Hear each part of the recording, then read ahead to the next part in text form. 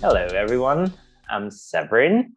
Anna and I together are leading the commission team here in C3 Zurich. And as part of the commission team, we'd like to support Pastor Krish, who is doing a lot of different projects in Nepal. We're really excited to have Pastor Krish today with us and hear more about who he is, what he's doing, and how we can support them in what they're doing. Dear Pastor Krish, would you maybe quickly introduce yourself?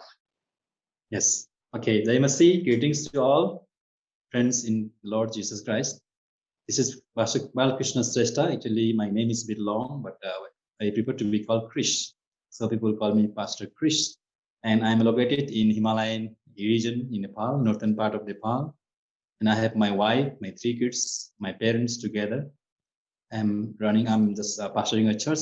That's just name is Himalayan Christian Church and founder principal of Himalayan School. And also we have um, a human service society, a kind of NGO, because I'm already chairperson of that NGO also. And that's purpose is to help and serve for the needy elderly people. So I'm just doing all these ministries for the glory of God. And I have been pastoring in this region for last 15 years. In between, the Lord led me to go to Philippines also to study theology. I did MD from there, and coming back again, I continued running the school and starting churches and the NGO here. And I thank God that God has given me this privilege to serve Him in this part of the nation. Thank you so much. So you said you were called when you were 14. You also once told me that originally you don't have a Christian background. You actually have a Hindu and Buddhist background. So how did you become a Christian?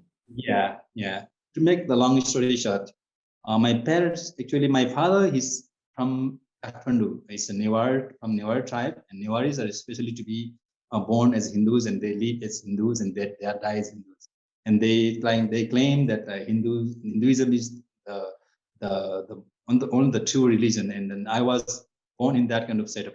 And my family, my mother, she's from Tibet. She has Tibetan backgrounds, and she was Buddhist. So in our family, that two kind of religions were there, Hinduism and Buddhism, and two religions were there, and we are doing all the rituals. I remember when I was 14, and still we had Buddhist priests and Hindu priests inviting in our family, because actually at least one person would be sick in the family, and especially my mother would be always sick on the sick bed. And then we did all that we could, but nothing happened. And one day, two people came. That time there was no road, no bus, and no any vehicles moving. So people used to walk long journey on foot. And one evening they came. Two people they came. They stayed with us, and we didn't know they were Christians. And as they stayed with us that night, they evangelized us that night, and they saw my mother's condition because she was sick always. And even that night also, there was one witch doctor we invited. So as they saw the situation, and they asked us, "Are you willing to believe in Jesus?" Then we are surprised because we never heard the name Jesus. So they further they explained, if you believe in Jesus, then you can get rid of all these kind of problems, and all the spirits will be gone, and we can get a kind of deliverance from this situation. Then all of a sudden, that very night, we decided, the parents, me and my brother, we four of us decided to believe in Jesus Christ. And that very night they laid their hand on my mother, and they prayed, and they taught how to pray. And then morning they left. They went on. They told us that they are going to go to a certain place in Tibet. Then they left, and they never came back. So, and then they never came. We didn't ask even when are going to come, and then they just left, and they never came back same way. So I don't know where they are and who are they. So it's they were like angels sent by God. And then the days passed by. We had no Bible, no fellowship nearby. There was no any Christian around. And then, but we knew was that how to pray, how to cast demons in Jesus' name. Yeah. So we kind of memorized the prayer, how to cast demons and all. Then no Bible, no any fellowship. And after 3 years, then I heard that somebody, by God's way, somebody in Kathmandu, they heard that there's a boy, calling my name. Balkrishna lives in that place and is a believer, and his family is believer. So let's go and visit them like that. Somehow, some people came from Kathmandu. Then that was after 3 years, and then they brought some Bible. So we got Bible. For the first time, we had the Bible. Then we were so excited to read the Bible and know more about Jesus. Then after I went for 2 months of discipleship training in Kathmandu, and I learned more about Jesus, more about Bible and Christianity. Then I come back from that place. Then we started fellowship in our home, and slowly people in surrounding, they also heard that we are believer, and they know that they came to know how my mother was delivered from that sickness. Since many years, we did all that we could do, but there was no any change in the situation, no deliverance, no kind of healing. But how come now they believe, they become Christian, and they now the mother says healed? Something very strange happened. So people were very excited to know what happened, and because of what, then slowly people they started coming to Jesus, and then in our home there were 2 to 3 people, 3 families we used together in our small home. Then we used to pray, and I was the leader of that kind of house fellowship. So meanwhile, and I got married. Then I continued studying. Then I passed my high school education. Then again, I felt the Lord's calling. So I went to South India, Kerala, so to do BTS there. Actually, my desire was to be a doctor or engineer or something like that. But the Lord diverted my desire. My goal was changed. Then I prioritized serving the Lord and establishing churches for His glory. So I went to South India and I stayed there 3 years. And after accomplishing 3 years, and I came back again. Then I continued establishing churches, and I established 6 churches. I remember now, 6 churches. And that time, by God's grace, I was able to cooperate with a kind of organization called GFA, Gospel for Asia. So with that, I worked for 10 years. Then I established churches, and meanwhile I established Himalayan English School. It was called Believers English School. So then I stopped with with that organization, and then meanwhile already our local church was established here. Then I stopped after 10 years. Again, the Lord called me. By serving the Lord for 10 years, I was kind of tired also. So I got a little bit burned up. I got this kind of experience I got. So me and my family, we went to Philippines, Manila. As a family there, and 2 years we stayed there. I did my master in theology. Then I came back. Then again we continued the same ministry. Actually, there was an offer in Philippines to stay back because there were a few Nepali people there. So my university asked me to do the ministry there also. And also I was offered the kind of opportunity to be a kind of part-time kind of staff also in the college that I studied. But I chose to come back, and my family, my wife, my children, they all insisted me that we have to go back to our own place and serve the Lord. So we all prayed together for 1 week. We just prayed with fasting. Then finally we got a clear direction from the Lord that we have to go back again where we come.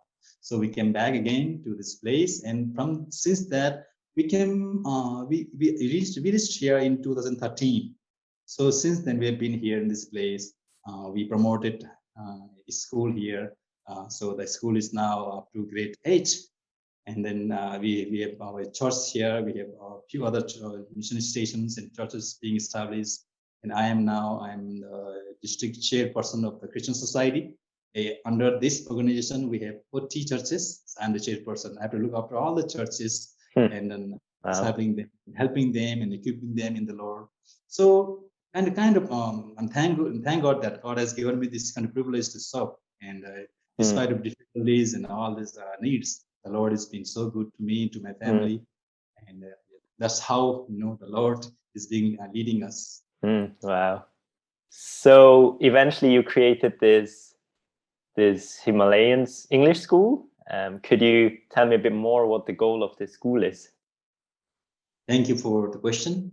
The goal of this school is to educate people in the Himalayas, especially the Tamang tribal people, people here are mostly they are farmers and they're uneducated. They have no education. Now then they have no better access to better schools. So the goal of the school we establish is to educate the children in their own community. It is 1 out of 100 only can go to Kathmandu, but remaining 99% of the children will be just playing around and just no better education. So the Lord guided me and my family to establish this school so that we can educate their children in a in English medium. So we use our medium is English. So no other schools in the Himalayas they use English, but our school is English medium school. So we are providing the best education through English medium to the children here. So the most important thing, the goal is that through the school, through education, we can win the children.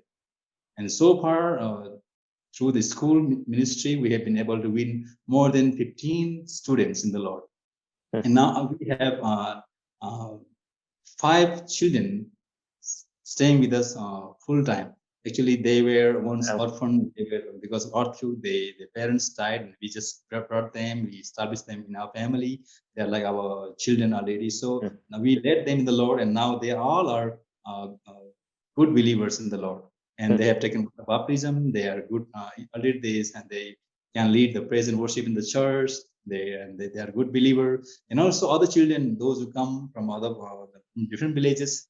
Every day they heard they sing the praise songs and they pray Lord's Prayer in our assembly every day while departing and before in the morning assembly. And then also we have subjects as we teach them, we introduce Jesus to the children. So we just teach them how the Lord has loved you. And we also tell them always that because of God's grace, we have been able to establish this school. That's why you are able to as you can get education from here. So we always remind them that the school is here just because of the Lord's grace. So somehow we are trying to lead them in the Lord. And parents also, many parents also have come to believe in Jesus. As they come and stay around in this school area, we have better access to evangelize them. We have access to lead them to the local church here. So many parents also have come to believe in Jesus.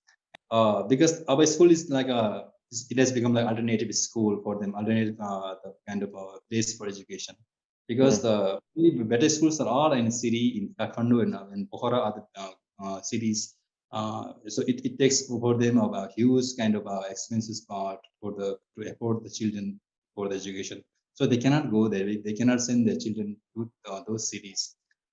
But here, so we are giving the best education in their own community. So they just walk 1 or 2 hours every day, and then they get better education. So the people here, they're more kind of they're getting better kind of advantage in getting education, and they're happy also.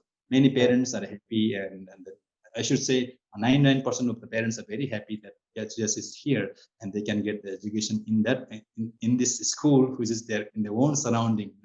So that's why many parents know that we are Christian school and we are based on biblical kind of moral. They know already, but they are still willing to send their children to our school because many of them are saying that even if they are able to get better education in HC, even if our children become Christian, problem for us. Let them be whatever they want. Let them even follow Jesus. So this kind of thing we are hearing. That's a good thing for us. Because parents are supportive because they just want better education, and which we are giving. Wow. Yeah, thank you so much for sharing, Pastor Krish. That was really insightful. I'm really touched to see how passionate you are in providing education for people who otherwise probably wouldn't have access to that. And it's, I think for us as a church here in C3 Zurich, it's also a privilege that we've already, very little support and we can reach so much. And we're excited to also support you in the future and to see how that evolves. And if you at C3 have any questions, I mean, always feel free to reach out to me. I can certainly also get you in touch with Pastor Krish.